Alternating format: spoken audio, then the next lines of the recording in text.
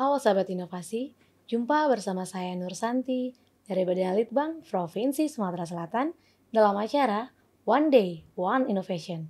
Satu hari, satu inovasi, tiada hari tanpa inovasi. Sahabat inovasi, saat ini inovasi menjadi sebuah keharusan. Dunia terus berubah, maka kita harus adaptif dan inovatif. Untuk menginspirasi, kami hadir bersama inovator hebat dengan inovasi-inovasinya dalam acara One Day, One Innovation. Sahabat inovasi dimanapun Anda berada, tentunya saat ini Indonesia pada umumnya itu mengalami gangguan kesehatan pada tumbuh kembang anak-anak nih, atau yang lebih kita kenal dengan stunting. Nah, permasalahan stunting ini tentunya adalah permasalahan bagi kita semua. Nah, apa hubungannya stunting dengan inovator kita pada kali ini? Nanti kita kelas lebih lanjut ya. Inovator kita adalah Bapak Dr. Enda Rukmana MKes. Beliau adalah Kepala Puskes Cempaka Okut, dan Ibu Nadia Amelia Yevana STRKep. Beliau adalah bidan dari Puskes Cempaka Okut Timur juga. Nah, inovasinya berjudul Stop Kerdil atau Siap Temukan dan Obati Pasien Kekurangan Energi dan Lambat Tumbuh. Nah, inovasinya seperti apa nih dalam mengatasi stunting? Langsung saja ya kita sapa dulu narasumbernya. Halo, apa kabar nih Pak Enda dan Bu Nadia? Alhamdulillah baik. Alhamdulillah baik ya Pak. Pak, ini mungkin sahabat inovasi sudah penasaran ya Pak ya, karena kan stunting ini masalah bagi kita semua ya Pak ya tentunya. Nah, mungkin bisa dijelaskan sedikit Pak tentang inovasi Stop Kerdil ini dan apa nih yang melatar belakangi dari inovasi ini, silakan. Ya, terima kasih Bu. Jadi yang melatar belakangi dari inovasi ini, sekarang ini masalah stunting ya Bu ya.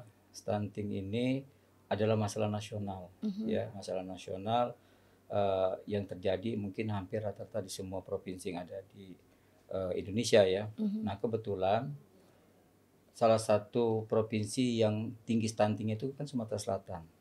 Nah, di sini pun Sumatera Selatan angka penyumbang stunting ya yang cukup tinggi itu ada di beberapa kecamatan yang ada di Oku Timur ya, bahkan menjadi lokus stunting.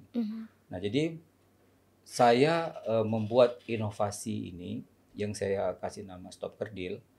Stop Kerdil itu artinya berhentikan kerdil, cegah kerdil. Arti sendiri dari Stop Kerdil adalah siap, S-nya, temukan, obati, pasien, stop. Kerdil itu singkatan dari kekurangan energi dan lambat tumbuh tadi. Di sini kita ingin inovasi ini tadi menekankan screening deteksi dini, ya, terutama diberikan kepada ibu hamil ya dan pada balita. Dengan cara apa? Menggunakan alat-alat yang sederhana yang ada di puskesmas ya, ada di poskesdes. Kemudian bagaimana setelah kita menemukan ya, mencurigai bahwa ibu-ibu hamil akan melahirkan stunting, intervensinya dengan menggunakan protein-protein alternatif ya yang ada di sekitar rumah kita, yang nama istilah kita bersumber dari kearifan lokal. Oke, jadi ini tentunya tujuannya tadi itu ya Pak ya, Stop Kerdil ya, sesuai dengan judulnya adalah pencegahan stunting sejak dini dengan memanfaatkan kearifan lokal nih Pak ya. Nah Pak, kalau dari data yang diperoleh sendiri nih Pak, kan ini Sumatera Selatan sebagai Bapak jelaskan tadi salah satu penyumbang terbesar nih ya Pak ya untuk permasalahan stunting ini sendiri. Nah, dari permasalahan ini yang timbul dari pasien-pasien atau yang sudah ada di Puskesmas Cempaka Oku Timur nih ya Pak ya, berapa banyak nih Pak yang saat ini didapatkan? Kalau yang saya dapat dari bidan Nadia, itu kebetulan beliau merangkap juga bagian gizi ya, itu ada satu ya, satu yang stunting, satu yang BGM ya. Nah, itu tapi itu pun sudah terkoreksi, maksudnya sudah terintervensi ya. Jadi gini ya Bu ya, rata-rata kita mendapatkan stunting itu pada balita itu setelah bayi itu lahir ya. Menurut saya apabila anak itu sudah lahir ya kena stunting itu sudah terlambat menurut saya untuk diperbaiki atau dikoreksi. Nah, makanya kita membuat inovasi ini mengetahui sejak dini, artinya sejak ada di dalam kandungan ya, mencurigai nanti ibu ini akan melahirkan bayi stunting, dan segera kita intervensi dengan cara memperbaiki status gizi, terutama proteinnya. Kalau dari data begitu ya, ada tambahan lagi nggak? Iya. Kemarin kan sebelum adanya inovasi ini ada beberapa kasus BGM dan stunting. Nah, setelah diintervensi dari kearifan lokal dan juga penambahan makanan tambahan, jadi tinggal satu BGM dan satu stunting. Alhamdulillah. Oke nih, sahabat inovasi luar biasa sekali, karena sebelumnya mungkin ada beberapa nih ya Pak ya, yang stunting. Jadi setelah ada intervensi, mungkin sebelumnya sudah ada sosialisasi ya, atau sudah diperiksa nih sama Pak Dokter Enda nih. Jadi berkurang hingga saat ini hanya satu, dan itu pun sudah terkoreksi ya Pak ya. Nah Pak, kalau boleh tahu nih cara kerja atau prosesnya untuk mengetahui bahwa si ibu ini terkena ada kemungkinan nih bayi yang dilahirkan akan stunting nih Pak, seperti apa nih Pak? Jadi gini Bu, jadi ini untuk informasi juga kepada kawan-kawan ya, ibu-ibu bidan desa. Sebenarnya untuk mendeteksi kecurigaan apakah ibu akan melahirkan bayi stunting atau tidak, itu bisa kita cek dari awal ya. Dengan cara apa? Kita melakukan screening. Screening deteksi dini. Itu di mana? Yang pertama bisa dilakukan di posyandu. Bisa juga di kelas ibu, bisa juga di puskesmas, di poskesdes ya. Pokoknya semua ibu hamil ya, kita lakukan screening, langsung kita cek deteksi dini. Bagaimana caranya? Kita menggunakan alat-alat yang sangat sederhana, yang insya Allah semuanya ada di puskesmas, ada di poskesdes, dan ada di bidan desa, insya Allah. Yang pertama alatnya yang namanya pita lila. Pita lila itu kalau tidak ada, bisa juga menggunakan alat meteran lain yang suka dipakai orang tukang jahit itu Bu. Ya. Nah, yang lazimnya kita pakai namanya pita lila. Jadi pita lila ini semua bidan desa tahu menggunakannya, bisa. Jadi semua ibu hamil yang datang ke posyandu, ke kelas ibu ya, cek semua lilanya. Lila itu singkatan Bu, lingkar atas ya. Kita cek semua dengan lila tadi, lingkar lengan atas, kita lihat ya berapa lilanya, angkanya. Nah, lila ini Bu salah satu pendeteksi apakah ibu ya, calon ibu yang tadi mengalami kekurangan gizi atau tidak. Ibu ini status gizinya bisa dicek dengan alat lila tadi, yang sederhana tadi Bu. Kita periksa dengan pita lila. Normalnya lila itu untuk ibu hamil adalah di atas 23,5 cm ya. Nah, kalau dia tidak normal atau status gizinya kurang baik, itu di bawah 23,5. Jadi kalau lingkar lilanya di bawah 23,5, maka ibu ini kurang gizi. Ya, statusnya kurang gizi, dan ibu-ibu yang kurang gizi ya bisa dicurigai akan melahirkan bayi stunting. Satu ya Bu ya. Yang kedua, kita melakukan pemeriksaan dengan IMT namanya. IMT itu indeks massa tubuh ya. IMT itu caranya mudah. Seluruh ibu hamil yang datang ke posyandu, poskesdes maupun ke kelas ibu, jangan lewatkan untuk ditimbang. Kemudian yang kedua, jangan lewatkan untuk diukur tinggi badan. Karena dua elemen inilah Bu untuk masuk rumus IMT.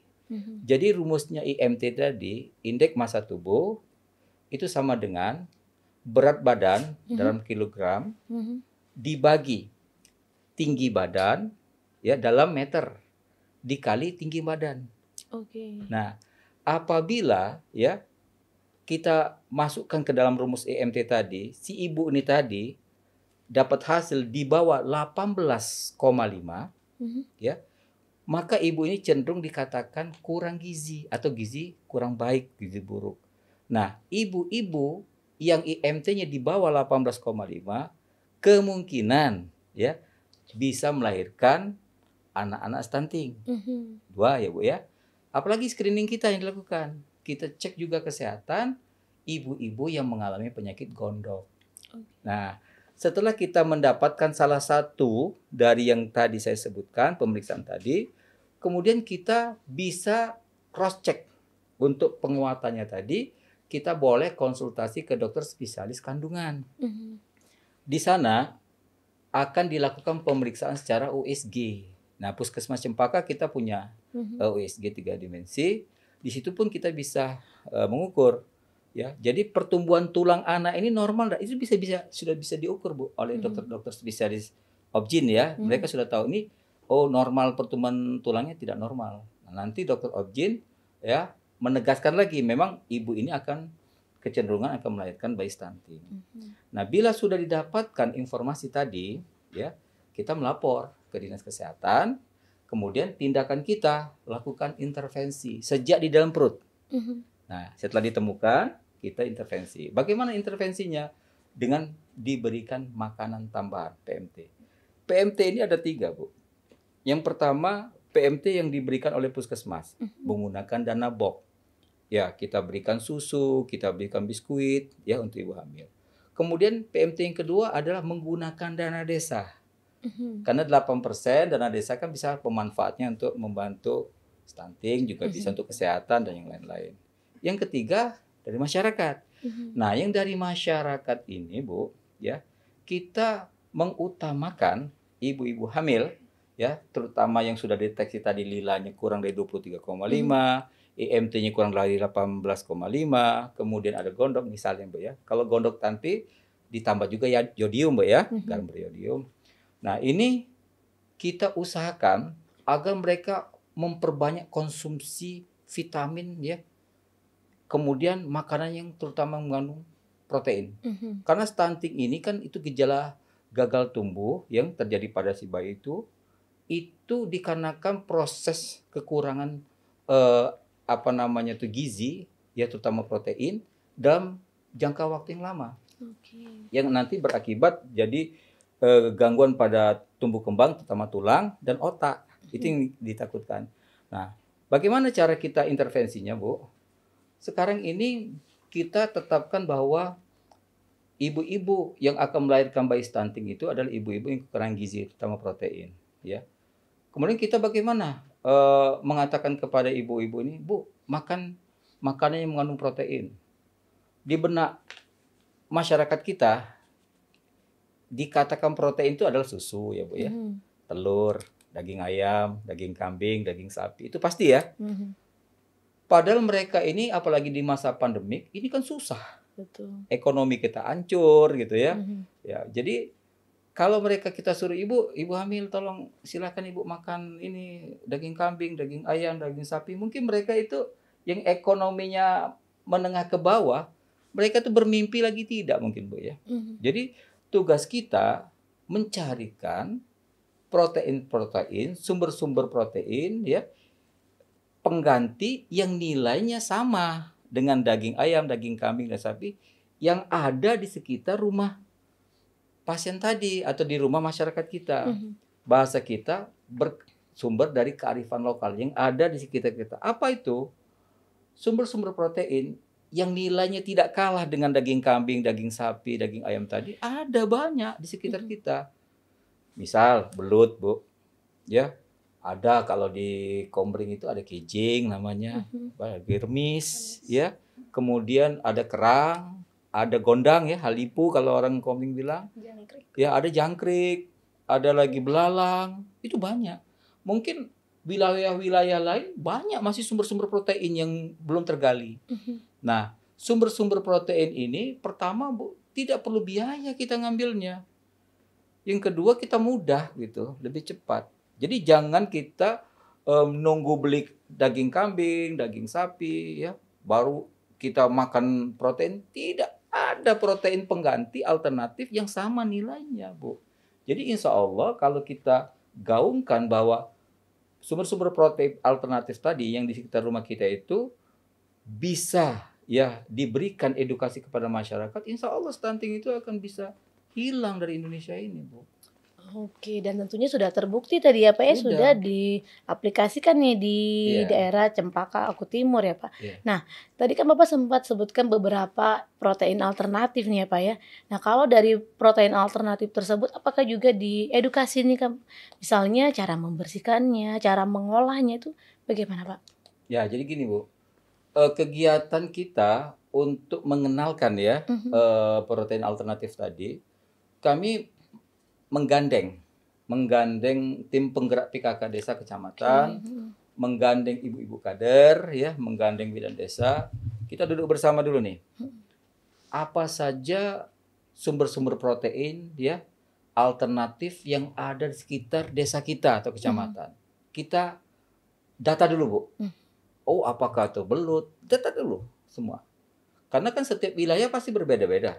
Ya, mungkin kalau daerahnya itu agak banyak hutan ya, mungkin dia ada banyak jangkrik, banyak belalang. Kalau daerah sungai mungkin banyak itu tadi halipu atau kejing atau remis kan itu. Jadi kita data dulu apa saja protein-protein sumber protein alternatif yang ada di desa kita. Setelah kita kumpulkan, kemudian kita bahas bagaimana cara mengelolanya nih. Jadi kita lakukan uji coba dulu.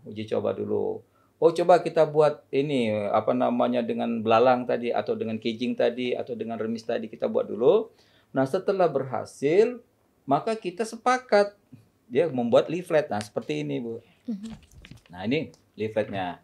Jadi leaflet kita buat ya. Ini sudah hasil uji coba. Jadi leaflet ini tadi kita ajarkan kepada masyarakat, kita bagikan. Oke. Ya, ini leafletnya. Jadi di sini ada leafletnya nih dari Puskesmas Cempaka, misal seperti ini Bu. Pembuatan tongseng, keong, tempe. Oseng, belut, cabai hijau. Kemudian seperti ini lagi jangkrik crispy. Kemudian belalang pedas manis. Kemudian ini tadi apa namanya pindang remis. Jadi kita sudah dipraktekkan, berhasil buat leaflet bahwa kita sudah mencoba. Ya, bagaimana cara mengelolanya? Leaflet ini dibagikan kepada masyarakat. Nah, nanti kita tampung lagi. Kalau memang nanti masyarakat ada menemukan menu-menu yang baru, ya silakan nanti kita buatkan leaflet susulan lagi dan bisa dibagikan kepada masyarakat. Jadi kerjasama juga dengan tim penggerak PKK yang ada di kabupaten kecamatan, di desa dan ibu-ibu kader dan ibu bidan itu. Jadi dibuat menu semenarik mungkin ya Pak ya. Jadi ada yang bisa juga mungkin menambah nafsu makan dari ibu-ibu hamil tadi ya Pak ya. Karena kan tadi di situ ada beberapa macam jenis masakan yang bisa diolah ya. Tentunya sangat variatif nih sahabat inovasi untuk menu-menunya tersebut. Mungkin nih sahabat inovasi yang sedang menonton yang mungkin sedang mengandung atau hamil juga ini bisa dicoba ya Dok ya untuk menu-menu variatif tadi. Nah, mungkin juga kalau ingin bertanya menunya seperti apa sih, nanti bisa tinggalkan komen di link YouTube kita, bisa dijelaskan langsung oleh Dr. Enda dan tim nih. Nah Dok, dalam masa perjalanan saat ini kan sudah bisa dikatakan berhasil ya untuk inovasi ini. Nah, ada hambatan tidak untuk dalam pelaksanaan inovasi ini? Ya, hambatan yang kita rasakan ya, yang pertama mungkin karena edukasi ya, promosi dan edukasi belum sampai ke seluruh masyarakat. Mereka itu ada yang merasa jijik ya. Ya, jadi ada rasa jijik karena edukasi kita tidak nyampe kan. Kemudian yang kedua, mereka tuh ragu, ini beracun tidak? Begitu. Betul. Halal tidak, begitu ya. Jadi keraguan-keraguan mereka itu yang harus kita segera jawab, ya. Jadi keraguan-keraguan ini harus kami selesaikan dengan cara apa? Memperbanyak edukasi, promosi kesehatan, informasi baik langsung melalui posyandu, melalui kelas ibu. Juga tidak langsung kami melakukan Facebook, melalui IG, memberitahu informasi bahwa manfaatnya baik, efek sampingnya juga kurang ya. Mungkin ya tertentu mungkin ada efek samping, mungkin ada yang terutama yang alergi ya, kayak seafood ya. Ya kelasnya seperti seafood ya. Kelas seafood ini mungkin ada yang alergi sama seafood. Tapi intinya Bu ya, mereka ini kebanyakan belum tahu bahwa itu manfaatnya besar. Betul. Sumbernya itu vitaminnya sama dengan daging ayam, daging kambing. Mereka belum tahu. Jadi tugas kita orang-orang kesehatan ya memberikan edukasi, informasi sebanyak mungkin kepada masyarakat agar mereka mengerti. Insya Allah kalau mereka mengerti, insya Allah mereka akan mencoba dan insya Allah Bu, mereka akan terbebas dari stunting. Dan ini ke depannya Bu ya, saya minta itu agar ya inovasi kami ini bisa dicontoh oleh puskesmas atau kabupaten lain agar program negara untuk zero stunting bisa terlaksana. Oke nih sahabat inovasi, karena kan memang stunting ini memang program yang sedang dinomorsatukan ya Pak ya. Bagaimana cara mencegah balita-balita yang mengalami stunting. Nah tadi sudah jelaskan salah satu nih inovasi yang bisa kita gunakan nih untuk mencegah stunting adalah inovasi dari Dr. Enda tadi, yaitu stop kerdil dengan memanfaatkan apa yang ada di sekitar kita, tentunya dengan menu-menu yang variatif nih. Nah kita coba ke Ibu Nadia nih, Bu, kalau dari masyarakat sendiri nih, para ibu-ibu hamilnya yang saat ini, ada mungkin Bu, kalau Bu Bidan yang ini ternyata menunya yang lebih favorit nih yang mana nih dia? Ada tidak masukan dari masyarakatnya? Banyak sih. Sebenarnya kita kembalikan kepada pasien sendiri, kepada ibu-ibu hamil sendiri, dibuat sekreatif mungkin. Mungkin ada saran atau masukan lain, nanti ditampung, dibuatkan leaflet lagi. Kemarin ada usulan itu keripik belut dan lain-lain. Oke nih. Jadi Pak, misalnya kalau saya rasa dari semua ini tentunya dengan menu-menu variatif ini ya Pak, tidak hanya ibu hamil yang bisa menikmati ya, tentunya satu keluarga pun bisa ikut menikmati, karena kan tadi bisa mengganti protein yang tadi ya Pak ya, yang Bapak sebutkan yang daging, kemudian ayam. Jadi ini merupakan salah satu protein solusi alternatif untuk meningkatkan protein keluarga nih, tidak hanya yang sekaligus bisa mengatasi permasalahan stunting nih tentunya. Nah, Pak Dokter, mungkin harapan ke depannya nih seperti apa? Ya, harapan ke depan inovasi ini bisa berkembang dan bisa dipakai juga di puskesmas-puskesmas lain, di kecamatan lain, bahkan bisa di kabupaten lain, karena stunting ini tidak bisa diselesaikan hanya dalam diskusi. Betul. Tidak bisa diselesaikan dengan seminar, tapi harus action. Nah, jadi stunting ini bisa dideteksi secara sedini mungkin, bisa diatasi, diintervensi sedini mungkin, ya. Dan insya Allah ya, inovasi ini tidak membutuhkan biaya besar, karena alat-alatnya itu sudah ada di puskesmas, sudah ada di balai desa, di poskesdes atau bidan desa, dan sumber proteinnya pun tidak perlu biaya besar karena sudah ada di sekitar rumah kita. Oke nih, mungkin terakhir nih ada ucapan terima kasih kepada pihak-pihak yang sudah mensupport dalam inovasi ini, silakan. Ya, ucapan terima kasih kami kepada Bapak Gubernur Sumatera Selatan, Bapak Herman Deru, kemudian kepada Bapak Bupati kami, Bapak Lanosin, juga untuk Kepala Dinas kami, Dinas Kesehatan Lampung Timur, Bapak Camat Kecamatan Cempaka, seluruh Kades Kecamatan Cempaka, seluruh Ibu Bidan Desa, kader ya, atas dukungan mereka untuk mensukseskan, mensosialisasikan gerakan Stop Kerdil ini dengan memberikan edukasi, memberikan informasi kepada masyarakat untuk menggunakan sumber-sumber protein yang ada di sekitar rumah kita.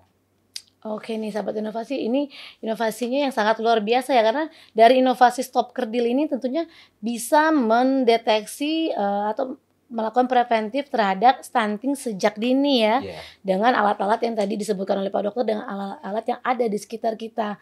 Jadi tidak perlu malu nih pada ibu hamil untuk memeriksakan ya kesehatannya, berat badannya, karena itu untuk pencegahan sesuatu yang terjadi pada kesehatan ibu dan janinnya juga tentunya ya Pak. Dan satu lagi ilmu yang bermanfaat adalah menu-menu variatif untuk meningkatkan protein yang ada nih di sekitar lingkungan kita.